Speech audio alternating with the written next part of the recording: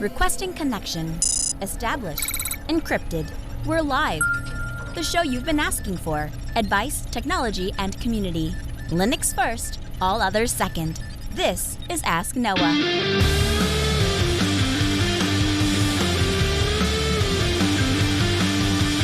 Live from Altispeed Technologies, the Ask Noah show starts right now. This is the show where we came to do all the things on Linux they said couldn't be done and take your questions on how to do the same. The phone lines are open this hour to be a part of the program. It is a free call, 1-855-450-NOAH. That's 1-855-450-6624. Send an email to live@asknoahshow.com. My name is Noah Chalaya. I am your host. Delighted to be here with you as another episode of the Ask Noah show kicks off this hour. Joining me, my co-host, Mr. Steve Ovens. Welcome in, sir. Good evening, Noah. I've been listening to various audiobooks. I've had a little bit of extra time over Christmas because everybody else is busy with family and stuff like that, and mine is far away.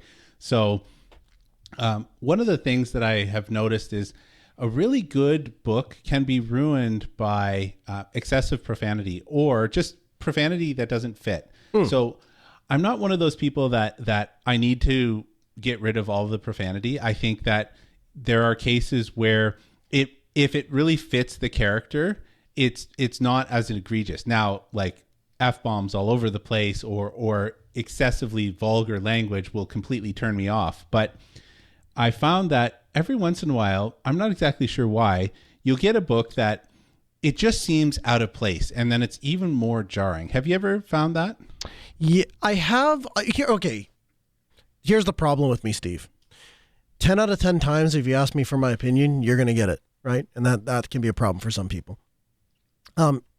My view on language has been, and will likely continue to be, language is for other people. And so there are some situations in where I think if you match people where they're at, it makes people more comfortable. When you're using to they're comfortable with and that they're familiar with, it draws people in. And so to a degree, I think when you're trying to do things to an audience that you don't know, the least common denominator is what's going to get you the widest net. So we're mandated we're regulated by the FCC. So to a degree, you're always going to get a program. But even if we weren't, I don't think you and I would use profanity on this program because we want it to be available. We want you to be able to listen to this program when you're driving down the road with your kids, because that's what we do. And so to a degree, there's an element of you going to the lowest common denominator leaves the widest net. The more profanity that you use or the sharper the language is,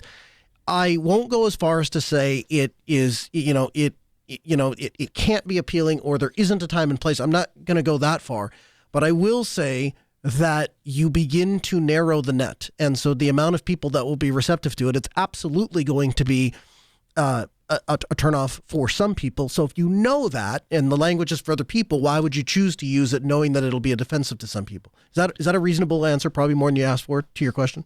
No, I think that is reasonable. And I think that it's interesting because there are books where I've absolutely walked away because within the first 5 minutes, the character is dropping F-bombs. Like, I don't know the character well enough to know, does that fit? Is it going to be that way? Like, sometimes swearing can actually be a comic relief, right? Yeah. As long as it's not super vulgar. Mm-hmm. And so, again, I'm not particularly prudish, but one of the things that we have noticed is, as adults, you and I can filter ourselves and come on here and do a radio show and mostly not ever say anything particularly vulgar. Mm-hmm.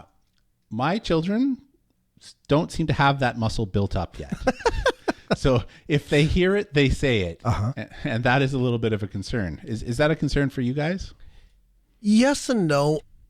To a degree, I would tell you to a certain degree, my kids are in the public school system. So often, and I'm not proud of this, it's just the way it is, oftentimes somebody will say something and then they immediately start to feel bad. Oh, I'm so sorry I said that. And my answer to them is always, they've heard worse. And 10 out of 10 times, Steve, my kids will go, oh yeah, you should have heard what so-and-so said walking down the hallway the other day. It was unbelievable. And so to a degree, it's a battle I know I'm not going to win right off the bat.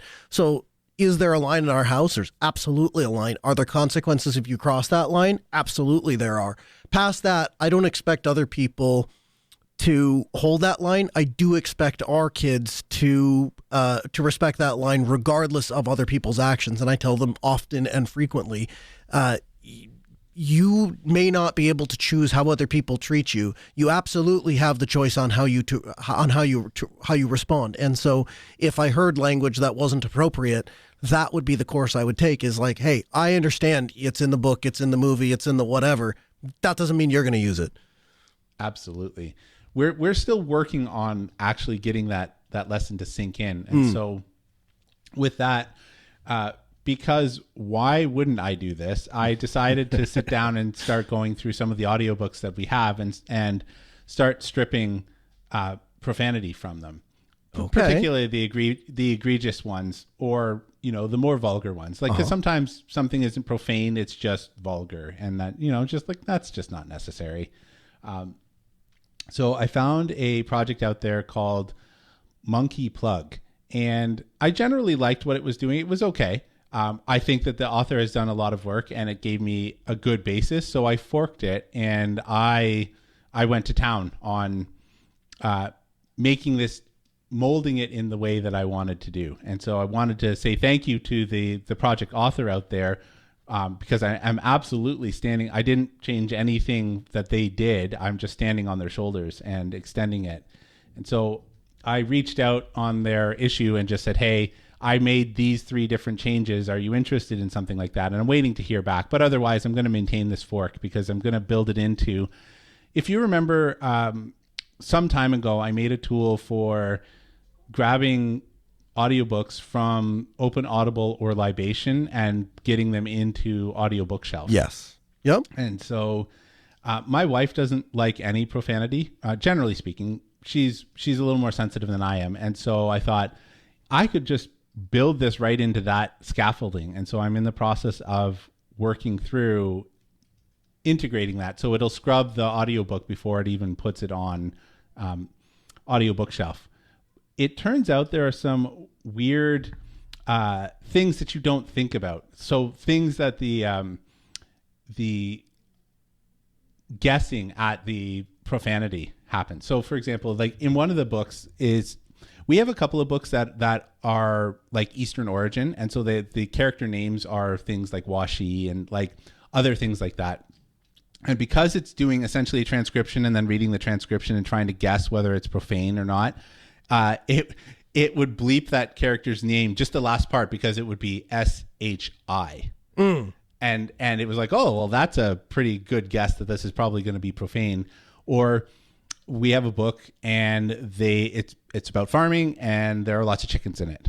And so the word cock is in there, as in the male rooster. And you were just getting bleeps all the time. You're like, why is it bleeping that? So I fell down the rabbit hole of like, I am going to definitely have to tweak this. And that's part of what the original author, his start is great, but I needed to be able to turn some more dials than what I needed to. Which kind of leads me to the second thing that I was playing around with. Mm-hmm. I'm not ashamed to admit that I might have need like a profanity filter in real life when I was dealing with this motherboard. No, I'll tell you that. Tell me the story of your motherboard. First of all, why do you have a motherboard? What are you trying to do? So I am, my dad has, he'll say current hardware. And when I looked at it, the current hardware is like old, like 8, 9, 10 years old, because we all lose track of when we buy things. And he's like, he has a hard drive that's failing, and he's like, I didn't get it that long ago. And so I logged in. I'm like, Dad, it's got 80,000 power on hours. You got this a long time ago. I also thought it's 2 terabytes. So I thought it was an SSD or like an NVMe or something like that. No, it's spinning Rust. I don't know when the last time you could buy a spinning Rust 2 terabyte hard drive was. But at any rate, I've decided that I'm going to build him a new PC or a couple of them. And so I went down this rabbit hole of I wanted it to be modern because my dad is getting up there. And honestly, if I can build him a machine that lasts him 10 years, it will probably last him 20 years for the amount of work that, like the type of work that he'll be doing by the time he's 90, right? Like that's that's the hope anyways. And by that time, I'll just get him a laptop or something. I don't know. But so I went with an ASRock motherboard that was very well reviewed, and an X870. So the newest chipset for the Ryzen series. So the Ryzen 9 series. Sorry, Ryzen 9000 series. It was well reviewed. It looked like it would be of good quality and all the things. And I could not get this silly motherboard to post. I did everything that I could. So I had 2 different sticks of RAM, tried one, tried the other, tried them in every slot. I reseated. I tried a different power supply. I flashed every version of the BIOS that was available to it, because it has one of those things where if you stick the USB key in and the motherboard has power, there's a little button on the backside. It must have like a little microprocessor or something like that, and it will flash the motherboard whether you have any other components in it or not, as long as it's got power. So I flashed every version of the BIOS that I could, and I couldn't get this silly thing to post. And I was really getting frustrated because I don't know. I don't have more DDR5 RAM, and I didn't have another Ryzen 9000 series processor, so I don't know what else to do. So I returned the motherboard thinking, well, this is the path of least resistance. You know, if I return the motherboard as opposed to returning all the parts, it's probably going to be better for me, because the price of RAM has gone up, and I did not want to get... So, side note, I bought a 16 gig stick of RAM in end of October, early November for $99, and that same brand and same stick of 16 gig RAM is now $180. What happened? No comment. So at any rate, the eventual solution here was, so I have always been irrationally fond of the Asus or Asus, or however you pronounce it, motherboards. Me too. Down to their laptops. Like, I even bought the Republic of Gamers laptops and stuff like that, and love them. Actually, there's one on the floor, like not far from me, still functional. It's very old. It's got like a GTX like 470 or something, like ancient. Can I pile on to that by saying that I built a computer in, it would have been 2013 or 2014, and I used it for 10 years and got rid of it. Or not got rid of it, I just upgraded. And so it sat on the floor for about a year. And then my son was looking for a computer, and I said, take that one. It still functions. It's 10 years old, but it still functions. And he used it right up until he saved up money and bought a replacement. And when he bought a replacement, it wasn't because anything was wrong with the Asus system that I had built. It's just that he wanted a newer graphics card, and turns out modern graphics card don't work well in 10-year-old computers. So, but it just, they do, as far as like dollar for value and what you get, phenomenal. And you know what? I noticed right away the difference, even though it's the same X870 chipset and stuff like that. So the ASRock one didn't come with a manual, which, you know, whatever, that's kind of a thing these days. But right from the beginning, the very like I had just a different moment when I opened the Asus one. Like, the motherboard felt better. I don't know how exactly to explain it, but the motherboard felt like higher quality. It had a manual, and silly, but you know what? And the other thing about the manual, on the outside, like the cover of the manual, was the motherboard schematic with where you plug everything in, which is usually the only thing I need to actually pull up in this, is like, how do I plug the case in to which pin out so that I can turn the computer on? And had it right on the case, so you could lay it flat. Anyways, I just I plugged it in, and because of my first experience not knowing which part was which, I'm like balancing it on the case on like the electrostatic bag so that I'm not putting it, like contacting it anything. I'm like precariously balancing this thing, plugging in the power supply just to turn it on and see if it boots. Booted first time. So much better. So much better. I like that you can see the difference. I like that I'm not crazy. We put together some machines, and I think they were with MSI boards, and had a problem with every one of them, and took them all back apart, replaced them with Asus boards, put it all back in, and I had a bet with one of the guys that was going, like the argument is, don't tuck everything, don't get everything all dialed in, until everything works. And I made a bet with them. I guarantee you, we're not going to have a problem. Let's go ahead and just put everything in as if it's just a completely assembled machine. Put all the screws in the whole 9 yards and turned them on. Every one of them worked. It goes far as to say I've never had a dead Asus board, and they last forever. And so it's one of those things. Some things in life are really, really expensive and you're just paying for a name. Other things in life are really, really expensive and they're really, really worth it. And Asus, in some ways, is neither of those because it's not stupid expensive. It's just, you get what you pay for. You know what drove me to them originally? I don't know if you know this. They maintained a Linux compatibility list in the early 2000s. And so I would just go to because the manufacturer had it. It literally was just a list of these motherboards work with Linux. I'm like, sold. I wasn't aware of that. I will say in the 20 plus years I have been using Asus boards, I don't think I've ever had one that didn't work right out of the box with Asus that I had to do anything to get it to work. It just took it out, plugged it in, and started using it. And I've bought them ever since. And when I rebuild my my machine the next time around, I will absolutely put an Asus board in it. I've been eyeing their ROG series.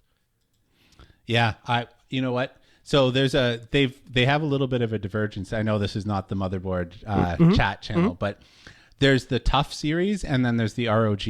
And I actually prefer the Tough series because they're built more for durability. So like specifically like the capacitors are rated for X number of years. Like the capacitors in my desktop that I have right now are rated for like 20 years, right? Yep, so you sold me. Yeah. I just changed my desire from the ROG series to the Tough series. Yeah, the Tough series is like love them. And not there's anything wrong with the ROG ones, but just where my head is at, like I don't need to eke out that extra AI performance or the overclocking bits. Like give me the Tough one. Don't break. Yeah, I'm 100% in that board and they're in that boat. The other thing is too is to a degree, what drove me towards the ROG line in the first place was I understood it to be their higher end thing. Durability or longevity is way more important to me than any manner of performance or anything else. Yeah, the ROG, just as a last thought, it is still like their premium flagship line for sure. The Tough is slightly cheaper, but it's also like it's not aimed at gamers, right? The Tough series is more like you're more likely to find workstation grade stuff in them.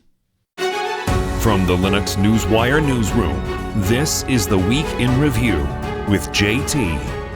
For the week of December 28th, 2025, here's the Linux and open source news. Lua 5.5 is out. Ruby 4.0 is now available. QEMU 10.2 has been released. Pinta 3.1 is out. In distro news, Voyager 13.2 has been released. Nobara 43 is now available. Portix 2.5 is out. Parrot 7.0 is now available. Postmark OS 25.12 has been released. Elementary OS 8.1 is now out. The MinIO GitHub repository has entered maintenance mode, causing people to wonder what's next for the open source object storage. In security news, open source Kawi GPT turned cybercrime into a one-click operation. And in open source AI news, ZAI has released its GLM 4.7 open source LLM, and Resemble AI drops Chatterbox Turbo, an open source text-to-speech model that clones voices in 5 seconds. Our first email comes in from Josh. Josh writes in and says, to the listener that wrote in about having trouble getting family members to use self-hosted services, here's what helped me. SSO, all the things. I set up Pocket ID in a VM, provision the users, connect the apps, and boom, no more passwords to remember. Everything is done via passkeys, which work on iOS and Android and many password managers as well. With no username and password barriers in the way, you may find that users are more likely to use services, or at least that's what happened for me. So, Steve, your thoughts on central authentication? You know what? I didn't consider passkeys for this. I'm very hesitant to adopt passkeys just personally out on the web. I'm just an old curmudgeon like that. However, for lack of to reduce the friction, I could see that going a long ways here. Even though my wife adopts lots of things that I put out there, I could see her much enjoying the fact that she doesn't have to have a login.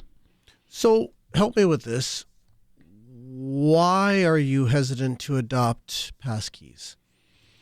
I'm an old curmudgeon, honestly. I don't see the big problem with passwords and two-factor authentication, right? I just don't. Can I make an argument? Mm-hmm. Okay, so the argument goes like this. You lose access to your account. What do? Well, we send you an email, and then we click on a magic link, and then we know you're you because it's the thing that you had access to, and then we let you reset whatever the thing is.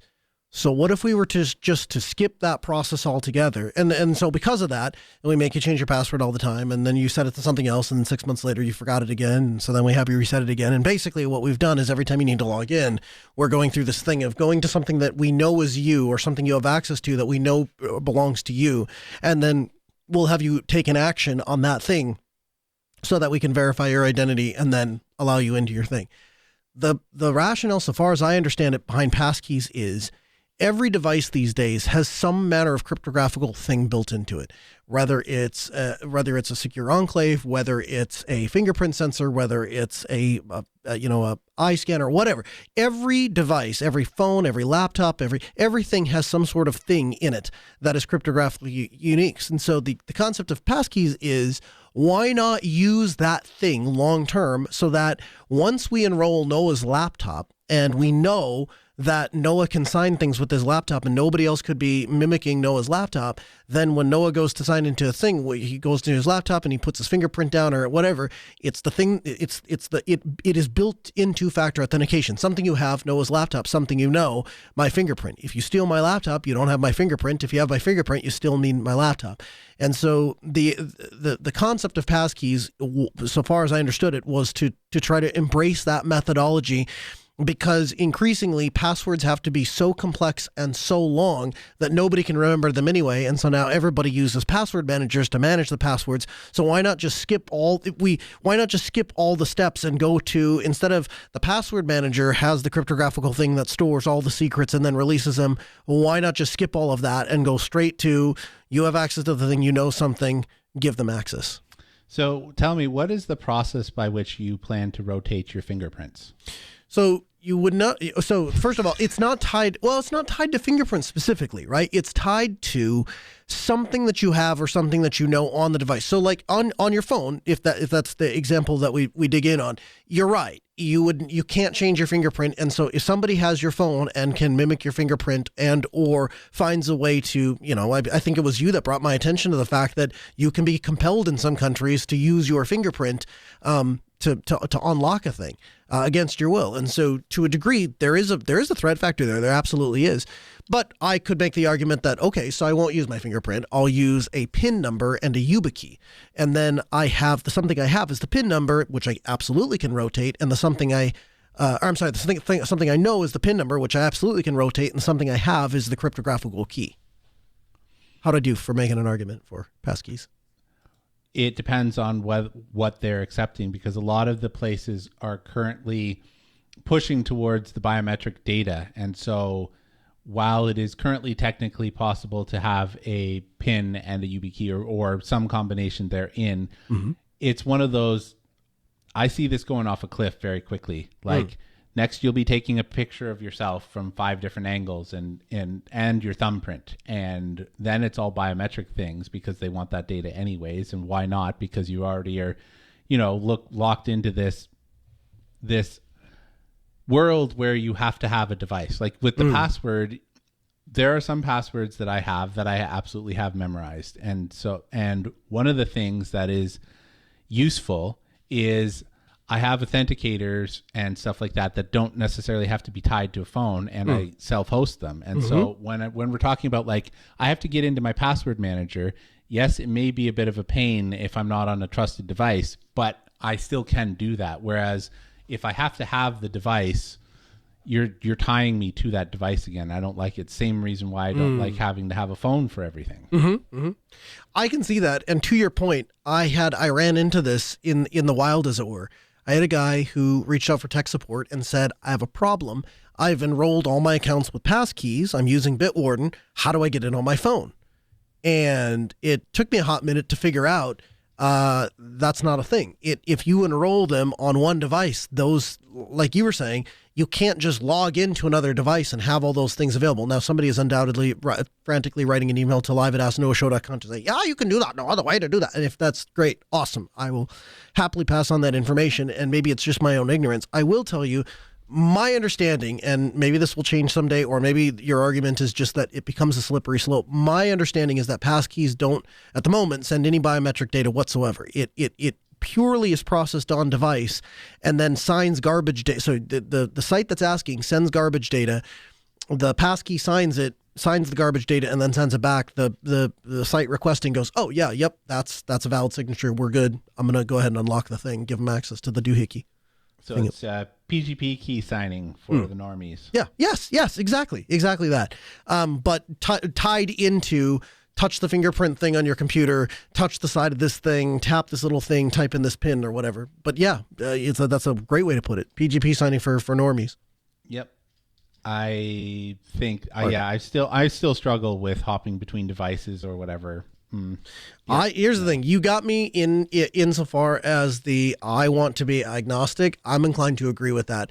Let's since you have a different worldview than, I don't mean you, the Steve, I mean the collective you. Since you have a different worldview than I, why don't we meet in the middle on a web browser? So you put whatever the thing is there, and I will agree to meet you on the World Wide Web.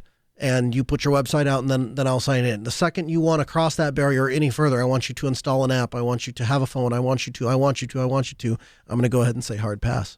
Yeah. Dominic writes in and he says, Dear Noah and Steve, thank you so much for recently covering email archiving. This is a great topic. I'd like to bring another point into the discussion. Privacy. Having a lifetime of emails online creates risk. When leaked, they potentially train AI models to impersonate you. They reveal account and services. They open you up to purchase histories and profiling. Offline archiving limits this exposure. What are your thoughts to offline storage, specifically for privacy? There's no practical approach to my email account. I keep emails forever. Storage is cheap. Still, I have online only emails for about 90 days. Technical implementations running on my home server. Dead simple Dovecot IMAP server container and a local user.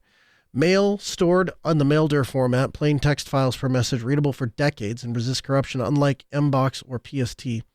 Oh my God, I have horror stories of PST files, let me tell you. Daily cron job is running for IMAP sync, replicates inbox sent to, deletes 90 days old, and he links to the GitHub, which is awesome. Thank you for that.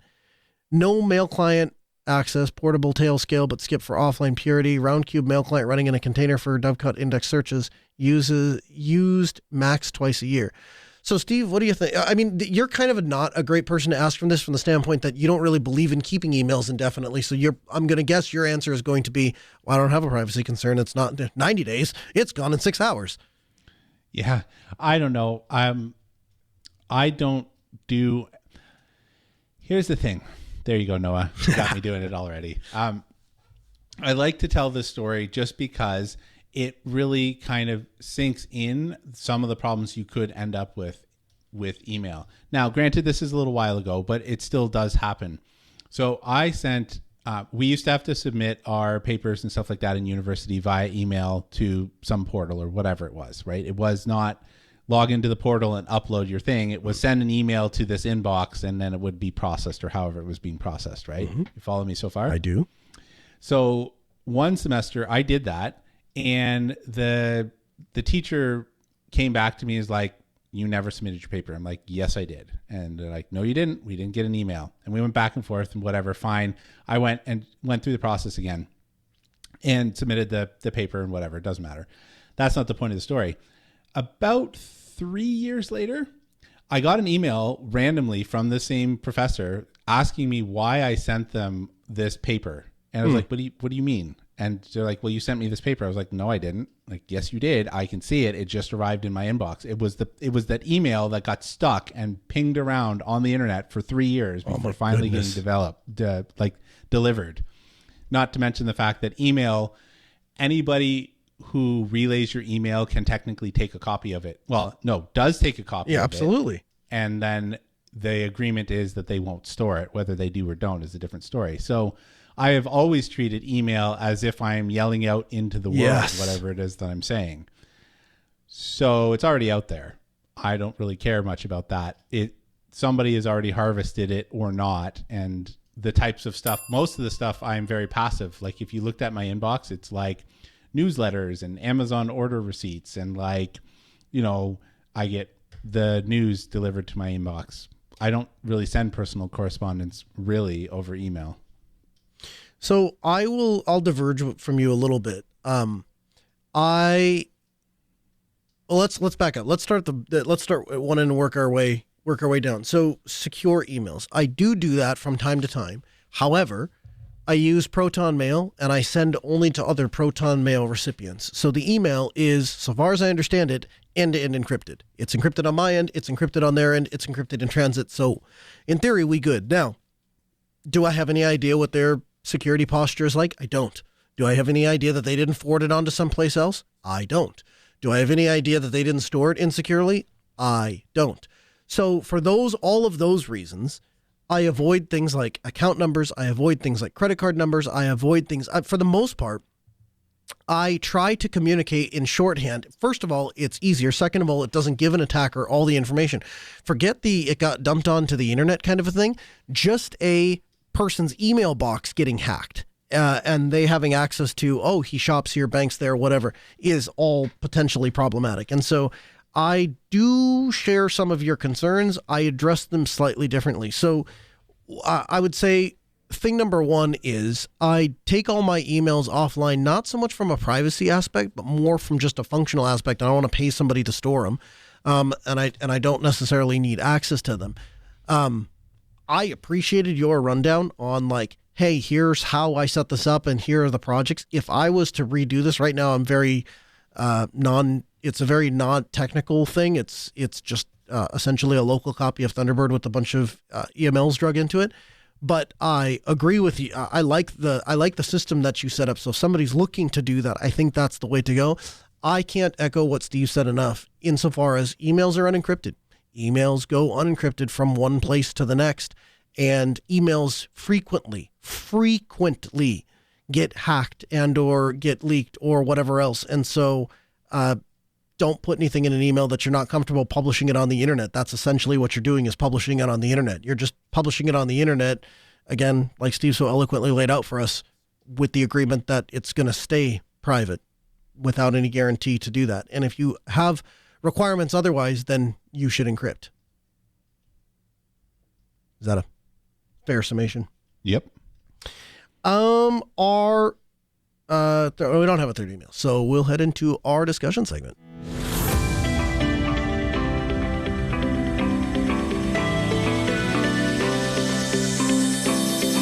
Steve fell down a rabbit hole with the game. It's called Expedition 33. Steve, tell me about Expedition 33. Oh man, where do you even start? Well, start by, why did you decide to set out for Expedition? What was the thing that drew you to this game in the first place? That was a good question. Well, okay, I guess the real answer to that is I like to think of myself as having like a toe or maybe two toes in the gaming world. I'm not heavy into it, but I follow the news and stuff like that. And that's one or two more toes than I have in the gaming world. And anyways, I was watching coverage of some of the colossal flops in the last year or so, and the analyzation of why they flopped and what games are good, or games that you should look out for. And this one came on my radar because it's just a game. There's no subtext to it in terms of like, it's not trying to drive an agenda, whatever that is, whether it's a positive or like, agendas can be positive and negative, right? I'm not making a value judgment. When I sit down and play a game though, I don't want that. If it is sharing my worldview, then all I'm doing is getting affirmation. And if it's going counter to my worldview, then I'm actively spending time that it's kind of grading against me. And I'm just not looking for that. If I want that, I will have dialogue with people or go read or whatever. I'm not looking for that in a video game. So I picked this one up a while ago, and my schedule just hasn't allowed me to really dig into it very much. So ultimately it was, hey, this is a game that doesn't have an agenda. It's a story-driven game, which I like. I really like immersing myself in well-told stories. So that's where the journey really began for me. So you decide that you're going to immerse yourself in this game. This is not a AAA game. This is not something that is, wildly well-funded. Tell me the story of how this game came to be in creation. It's really kind of interesting. It's crazy to me, honestly. So this is a small indie development team from France. And while it's not like the 2 or 3 people in a garage sort of thing, because this game has amazing visuals, it's got a really great story, the art is really well done, it's got a good music score, all of the things, right? So there's about 30 people that went into working on this in the company that produced it, Sandfall. But they started out, and they essentially have said they didn't really know what they were doing. And one of the very first things that they did was they went on YouTube and started watching tutorials. Like, they had a concept for the game and they were going to set out to do it, but they had no idea what they were doing. And so they basically went to the community, kind of like you and I would do whenever we're solving a problem. It's like, hey, I've got a problem. Let's see how other people have solved it. And I kind of thought that was really interesting. And while the vast majority of games are not open source, I felt that it was very similar to the open source ethos. Absolutely. And it was one of those things where it was, so far as I understand it, not well received, right? And yet they persisted on. And I think there's a lesson in there, whether you're not into gaming or not, whether you're into open source or not, there is a lesson by way of, if you apply yourself to a thing and you're open and honest and real about what you can do, what you can't do, that sets you up for success, where 10 years ago, there might not have been an opportunity for you. Today, it's a totally different story. And if you just have the persistence to continue to work your way towards yes, you're going to be able to figure it out. And there's people on the internet that'll help you. I think I want to start backwards. So most of the time when you hear about a game, they tell you about the game first, and it kind of follows the traditional essay narrative, where you build your substance, you build your case, and then you have your points that support that case, and then you make your conclusion.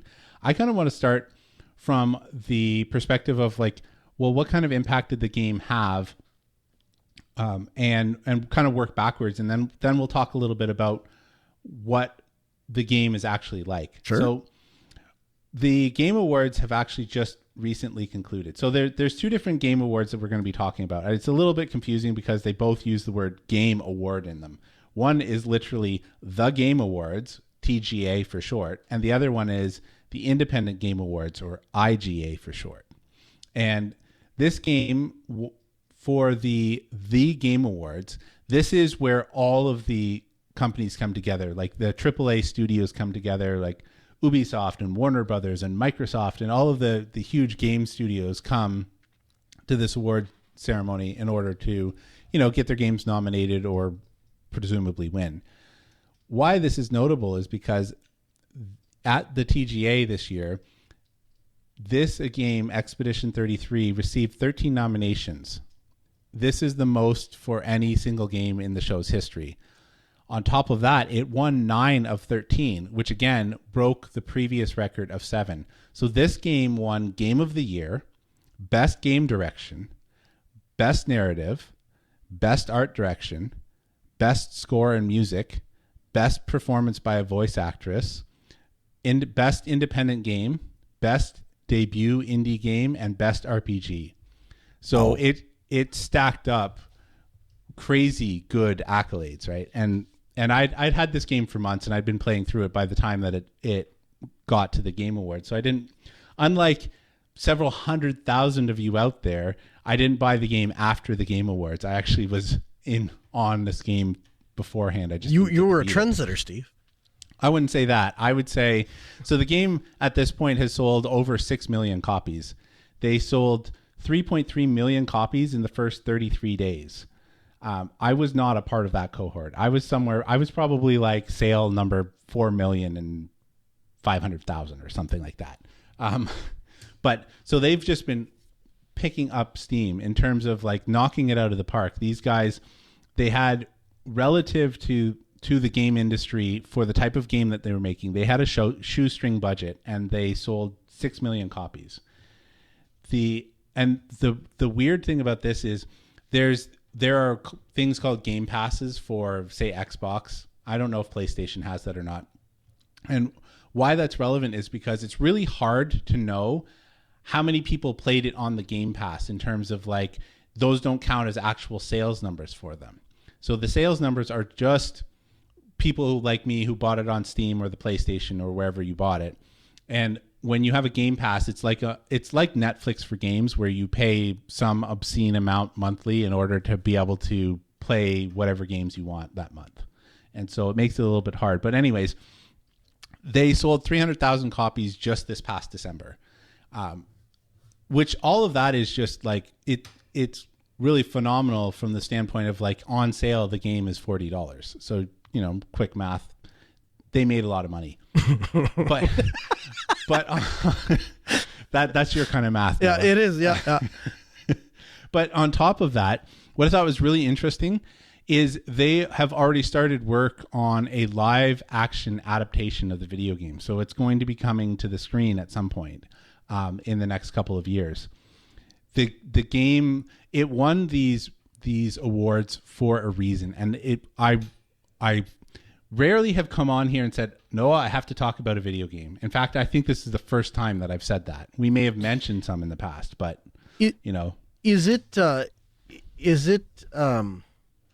it Claire Obscure Expedition 33? Is that the right one? Yep, it is. Okay. But everybody just calls it Expedition 33. I mean, just because who knows what Claire Obscure means. So what was it that got you to the point where you were like, 50 hours, baby. I'm sorry, I interrupted your story. Continue.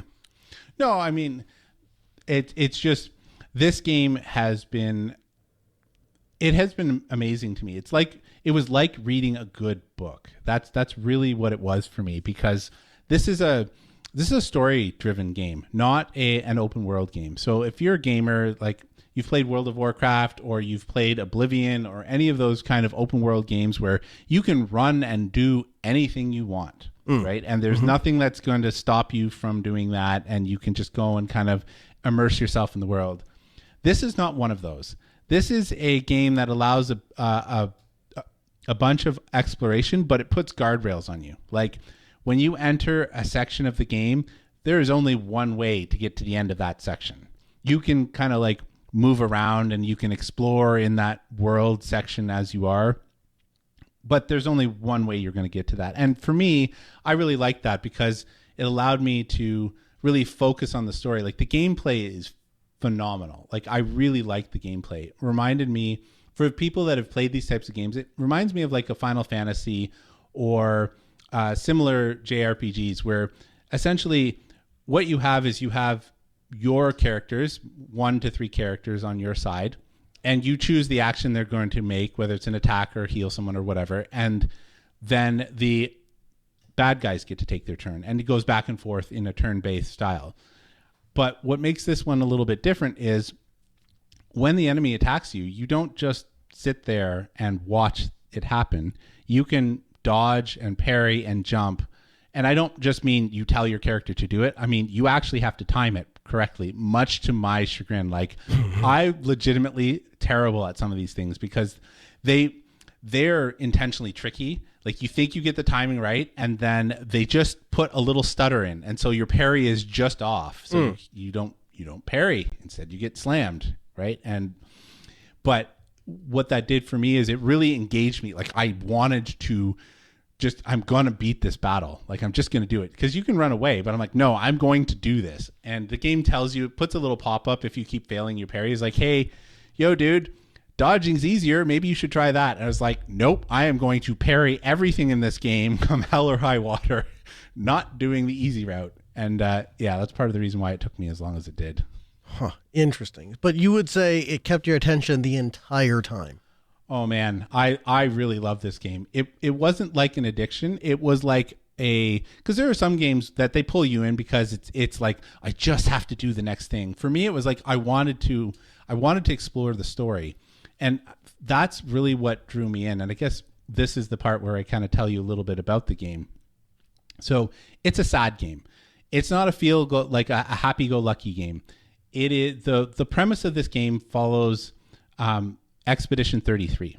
Okay, there is a creature out there in the world called the Paintress, and there's a giant monolith that's in the background. It's always in the background, and every year she decreases the number on the monolith by 1. It started at 100, and it slowly ticks down. And for each time that she does that, that becomes the maximum age that the population can live to. So by the time that the game starts, people will die on their 33rd birthday. As soon as it ticks down to 33, they all turn into flower petals and disintegrate.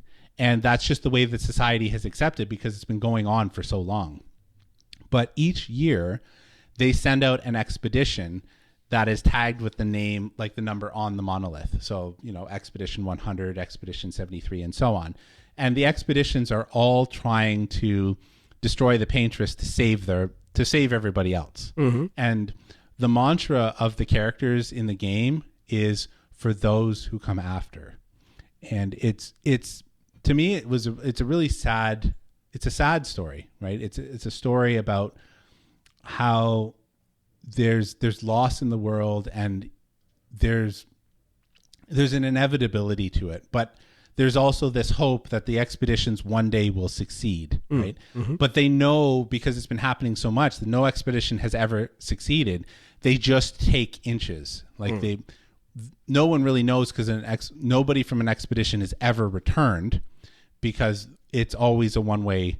It's a one-way trip. Their machines are always destroyed in the process. But the belief is that everyone makes the process slightly easier for the next group that comes behind. And so it's this playthrough of this very tragic, like, life is really teetering in the balance, because you walk a little bit through the society and you find out that, well, everybody becomes an orphan and the society has to rally around it because most of the time the parents are dead before the children hit 10 or 12 years old, which means the children have to be cared for by somebody else in the society.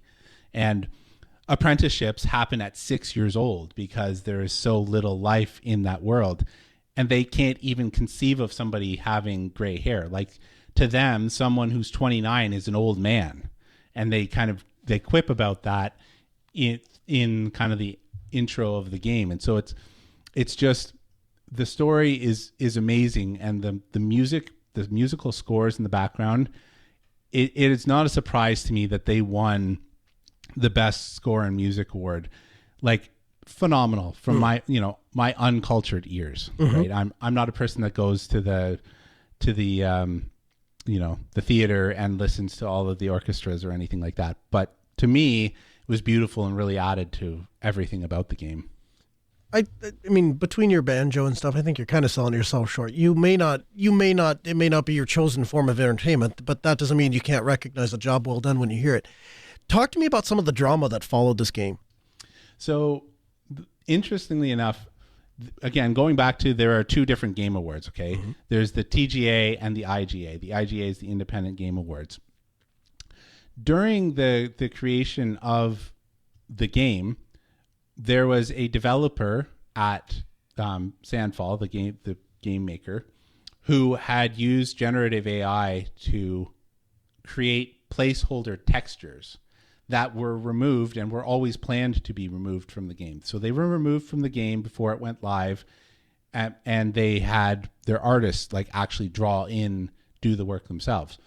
But because that was not fully disclosed, and there is a policy that AI generated stuff will disqualify you, the IGA, so the Indie Game Awards, removed both of the awards that this game had received at its award ceremony. So at the Independent Game Awards, they won Game of the Year and Debut Game of the Year. And both of those were removed due to the fact that a single developer had put this in, and even though it was patched out, they still used AI, and that's enough to disqualify you. Well, that's unfortunate.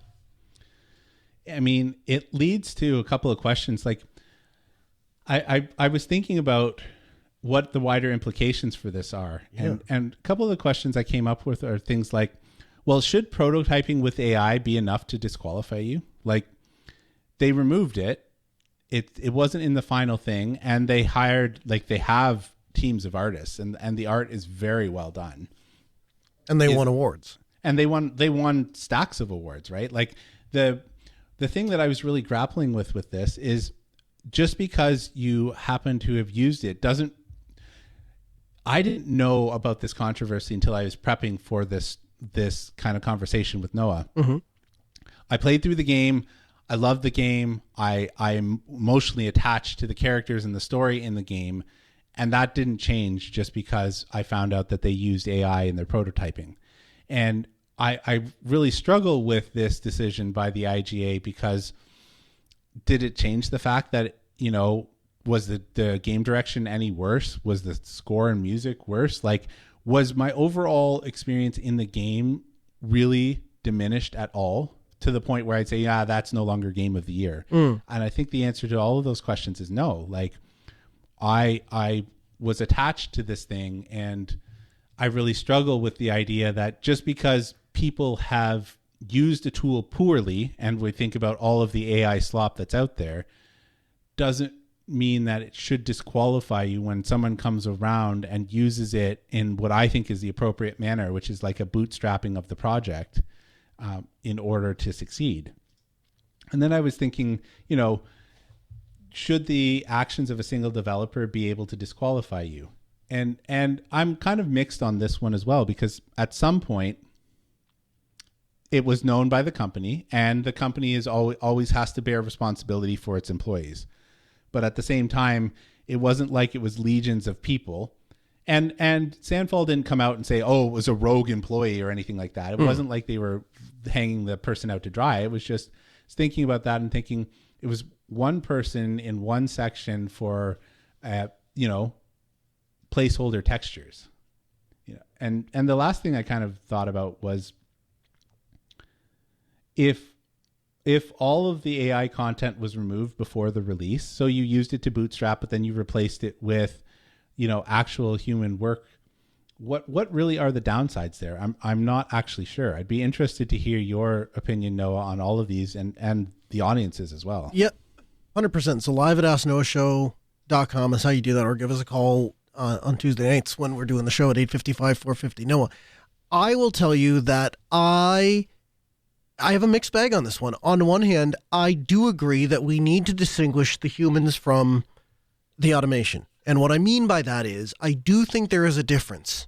I do think there's a difference between a group of people that sit down and take pencils and pens out or markers out and sketch out the art for a thing, versus somebody who, even if it's just prototyping, is doing some of the work or figuring out what works and doesn't work via automation. And I think that is I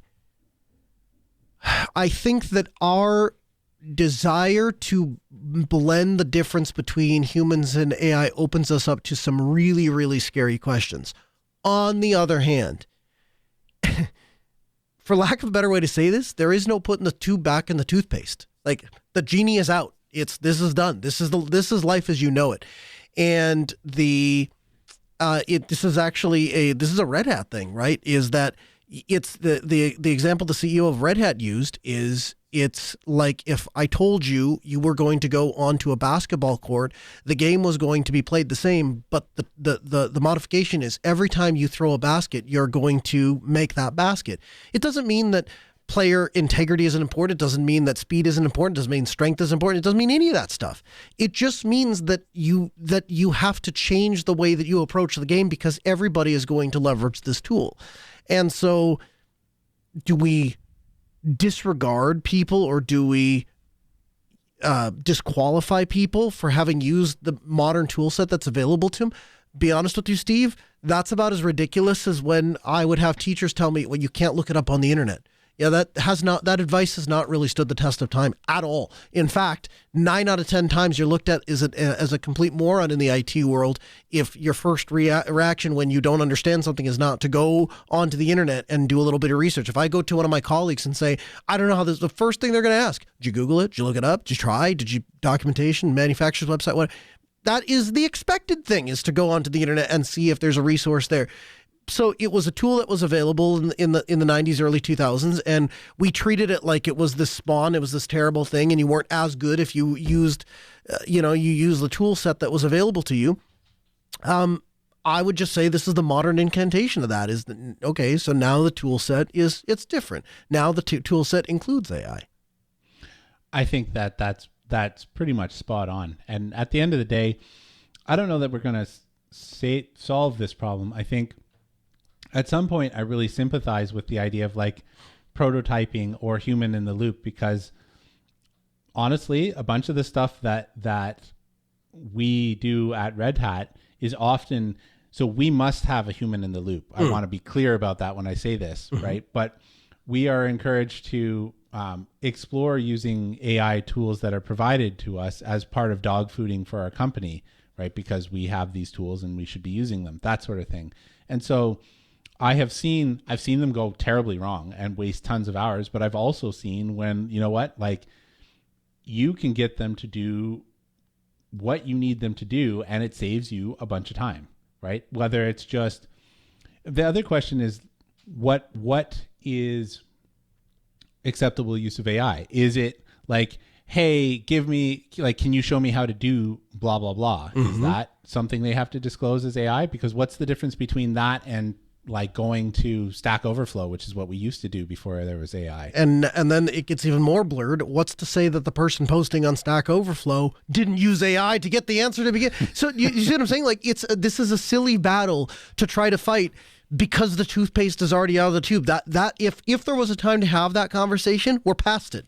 We're past it. This is a part of us now. Yep, it really is. And so at this point, it's more about learning to use the tool responsibly than to like simply turn your back on it. Yes, 100%. So, Steve, anything else you would add to the promotion of this game, this absolutely really cool game that has consumed basically 2+ days of your life? Do not go play this game if you are already in a fragile state of mind. It is not a feel-good game. But if you're down for that, like people who like horrors or tragedies and stuff like that, I really recommend this game. It is wonderful. Steve, I appreciate the time. Thank you very much for bringing this game to our attention. I am staring at it on steampower.com, and it will likely make its way into my Steam library post-haste. Music in our ears, it means we're out of time. Thank you for joining us. Tuesday, 6 p.m. Central, AskNoahShow.com. We're back next week. You want the latest, noahc.us. See you next week.